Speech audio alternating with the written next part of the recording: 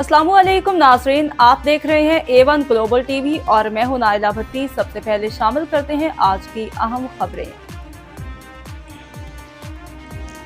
Adviser वफाकी मोहतसिब महमूद जावेद भट्टी ने बिहाड़ी का दौरा किया और पंजाब कॉलेज में तलबा और तालिबात को मोहतसिब के इदारे और काम के तरीक़ाकार बारे आगाही दी।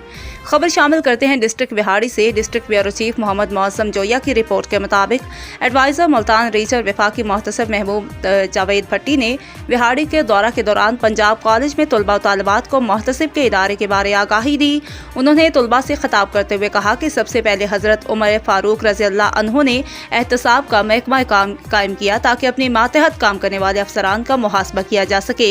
पाकिस्तान में सदारती ऑर्डिनेंस के जरिए 1983 में ये महकमा कायम किया गया ताकि अवाम उन्नास की शिकायत को बर वक्त हल किया जा सके। उन्होंने कहा कि इब्तदाई एक साल में मुख्तलिफ वफाकी इदारों के बारे में 7,000 अवामी शिकायत मौसूल हुई और उन्हें बर वक्त हल भी किया गया। उन्होंने तरीक़ाकार बारे आगाह करते हुए बताया कि सारिफ की शिकायत मौसूल होने के बाद 2 माह के अंदर अंदर दरख्वास्त को निपटा दिया जाता है। 2022 में 1,64,000 दरख्वास्तें मौसूल हुई, जिनमें से 1,57,000 शिकायत को मुकम्मल तौर पर हल किया गया।